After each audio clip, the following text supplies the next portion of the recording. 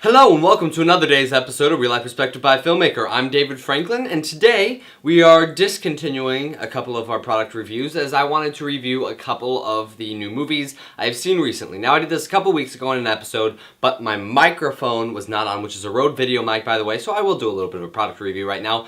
Everything you hear on my shows is done with a Rode video mic. I am in a small room which has a lot of carpeting in the bottom, has some sound panels up, so it is not as reflective, but you can hear some are a little bit more reflective than others. That's because a couple weeks ago I had my green screen set up in my kitchen because there's a lot more room, but there's also more tile, so there's a little bit more sound reflection that goes on. But still, Rode video mic, no R was not shot on it, but Tuesday was, so you can hear a little bit of the example of the different kinds of sounds you'll get with a Rode video mic, which is very, very nice. If you don't have an external video source, you can use that kind of a microphone, and it's very convenient to have. Also, there is a screw that screws into the hot shoe mount, and if you want to have the option, you can unscrew the screw a little bit and it allows you to change the direction of your microphone so that it, say you want to film here, but you want to get someone talking right over there, you can direct it just a little bit more towards them and pick them up a little bit better. I used that a couple times when I was working for people. Say, for instance, I was filming someone doing an activity over here, or something is happening over here, but they're describing it off over here. I can turn the mic towards them while I'm filming what's happening over here. So it's very nice to have that kind of an option. All you have to do is take a nice Phillips head, unscrew it. It's about a medium-sized Phillips head. Unscrew it a little bit, and you can direct your microphone how you wish. The only thing is, if you're shooting an action movie, it can swivel around a lot, and it's nice to be able to tighten it back up and have it face forward at all times.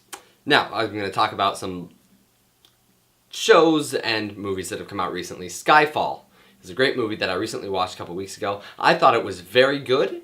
I like Casino Royale better, my personal opinion. I liked it, had a little bit more of a noir feeling, which is basically my favorite thing ever, which is why I did a noir video. But it did have a very nice plot to it. People were really praising the beginning part where James Bond is walking down a hallway and he steps into a stream of light. We talked about this last week. It's achieved with barn doors. You'd move the vertical barn doors down so the light would only come out in a stream like this, and he steps in and it lights up his face like this.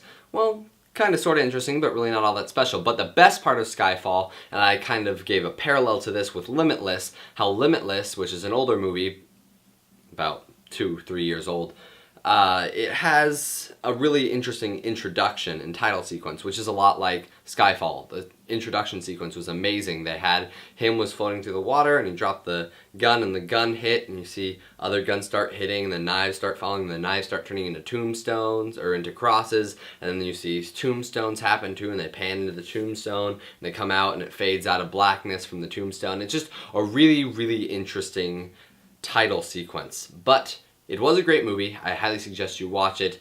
Great cinematography, though I would not say it was movie of the year. I'd still give that to Lincoln, but that was 2012. So for 2013, was it in 2013? I don't know. I know it played in 2013 still, but I don't know if it was released in 2013. Anyways, I wanted to get into a TV show, a science fiction TV show, which is my personal favorite, but it does not really get the kind of reviews that other TV shows get. Battlestar Galactica is one of my favorite TV shows. I'd have to say probably my favorite TV show. It's very compelling, but the best thing I like about the show is this example of lighting. Now, I like to play this game where I watch movies and I like to figure out where the light sources are coming from. And this is great to figure out and teach yourself proper lighting technique to try and guess where the lighting is occurring in the scene. And I specifically said do that on Lincoln because that was fantastic work for me, because it was incredible how they used, say, a light here where they lit it. One of the best things is to have the light in the scene, an example of the light in the scene of what is actually happening on your face. So say I have a light over here. Well, you can see that I have my window over here, and that's my source of light, which is why I'm better lit over here. And I have a window over here, which you can't see, but you can tell on the wall that there's a little bit of lighting there, so that would be why this side of my face is lit up very well. So there's an example of that where you can try and figure out where the light sources are in the room and how to make it appear better. So Battlestar Galactica does a fantastic job of this because they have a lot of these blue lights on their ship where you get a cool color from, but they also have the normal tungsten lights or some of their other computers that emit more of an orange color. So they have the great color contrast where you have an orange color here and a blue color here. Like as you can tell right now, I have a little bit more of an orangey color right here because I have my tungsten light there, but I also have my fluorescent here and a fluorescent topper. So it's going to create a very, very different color contrast in my face. So very interesting. If you want to see some examples of color contrast and good lighting setup, watch a couple episodes of Battlestar Galactica, or just a good story, because it's a fantastic story, as I just called it, all the way through. But check them out. Battlestar Galactica, Lincoln definitely, although I already reviewed that one in a past episode. Check it out on the sidebars, whichever sidebar it would be on. And the Skyfalls and a James Bond's beautiful sequence. And if you haven't seen the one from Limitless, just look up the Limitless intro. It's fantastic. It's beautiful. Alright, thank you for watching today's episode of Real Life Perspective by a Filmmaker.